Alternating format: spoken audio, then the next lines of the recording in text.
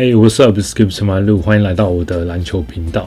那今天非常的开心哦，因为呢这一个系列我大概想了半年的时间吧，我才慢慢的把它做出来。那这个系列呢，我把它叫做 Ball Mind， 就是篮球心态。那为什么我会想要做这个呢？是因为我觉得我从小到大，从媒体、从新闻、从电视，现在社群网站，通常我们都会看到，比如说他的数据很好，比如说他的可能动作很厉害，他那一招没有人守得住。我昨天才看到一个吧，就是他在比较说 Iverson、Curry、Irving 到底谁的运球比较强。那我觉得这些我们所谓篮球很强的人如果能力这么的强，我们把它全部放在同一队，你觉得这个球队他会拿冠军吗？觉得好像不是这样子那也是因为这样子啦，所以篮球才这么的有趣，这么的迷人。那我一开始呢，其实我只是想要做一些可能篮球员场下的故事，一些背后不为人知的故事。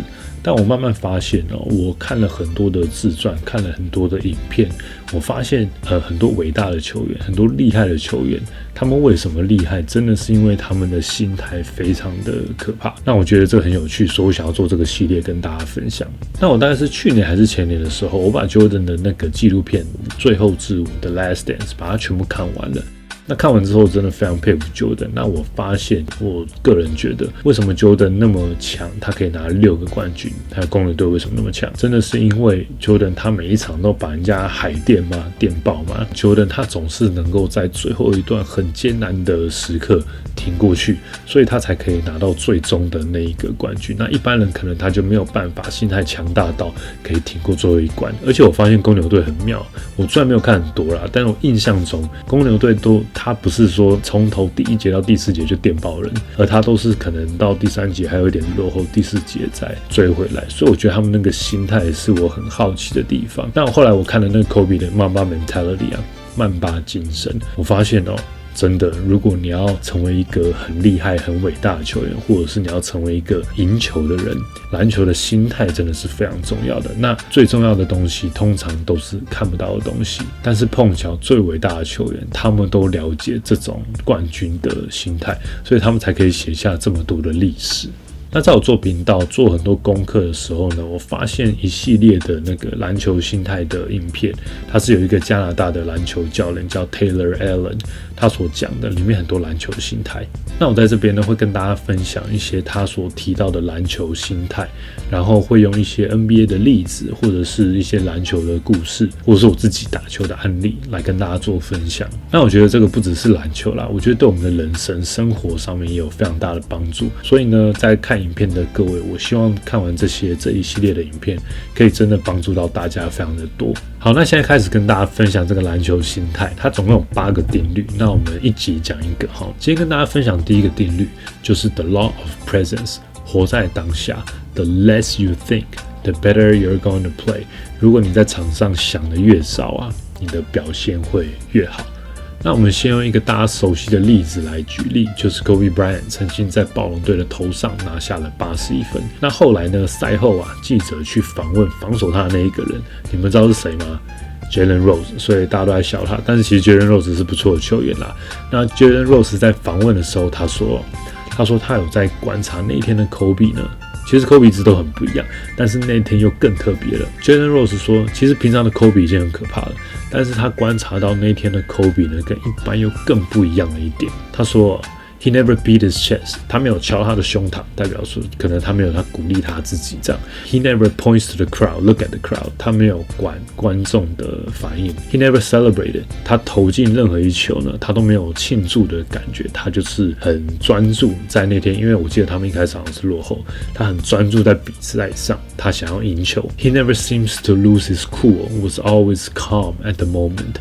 他每一球都非常的冷静，他好像也没有任何的感觉。总之呢，他就是非常的专注。通常一般的球员如果拿个30分、40分，他们可能已经很疯狂了，疯狂的庆祝了，这样觉得没有人可以挡得住我了。但是 Kobe 非常的清楚，他说 As soon as I beat my chest, I will fall out of the zone。当我开始庆祝的时候，当我开始捶胸膛，或者是我关注观众在干嘛的时候，我的八趟的手感呢，马上会冷却掉，那个状态会马上的从我身上消失。那我觉得这个真的很有趣，因为当我在访问 Anthony Tucker 塔克老师的时候，他有跟我讲到类似的观念。那塔克老师总是在场上，他都非常的冷静嘛。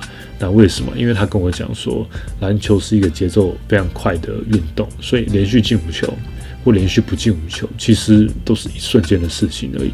但是呢，你要所做的事情就是你要专注在场上，每一球你都应该要这么做。你没有时间去庆祝啦，你也没有时间去懊悔刚刚到底发生了什么事。所以专注在当下的那个进攻或者是防守，专注在当下的空档，这才是最重要的，你才会打出最好的球。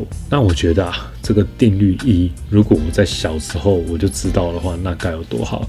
因为从小到大我们打球，当然啦，每一个人都会很在意自己的表现嘛，对不对？我相信你们也是。那投不进1球会对自己很懊恼，投进的时候可能会觉得我好像很 OK 哦，好像很可以哦，但是其实我完全没有活在那个当下，没有专注在那个比赛，反而是如果我不在意我投进或投不进的时候，通常那个时候表现都是最好的。但是这种比赛超少的，所以听到这个定律了之后呢，我开始慢慢调整自己的心态。那在最近我们高中的校友杯，我觉得表现还算 OK 啦，因为在球队上我算是射手这样子。那之前我都会很在意我投进或投不进，但是呢，我这一次就调整了我的心态，不要在意那么多，有空档你就投，那没有空档你就传球，就这样子而已。但是我发现调整之后呢，每一场比赛下来，平均大概都可以投进5颗到6颗的3分球，对我来讲已经是非常的好了。以前从来没有这种表现过。希望你们今天知道了这个，可以拿去球场上用用看。那结果怎么样？你在底下留言让我知道，或者是你可以告诉我你们的看法。好，那最后我们再来复习一下这个我们篮球心态的第一个定律。定律1叫做 The Law of Presence， 活在当下。The less you think, the better you're going to play。你想的越少，你在场上的表现就会越好。好，那这就是我们篮球心态的第1集。那之后的系列呢，请不要错过。我们下一集见。I'll see you next time. Peace.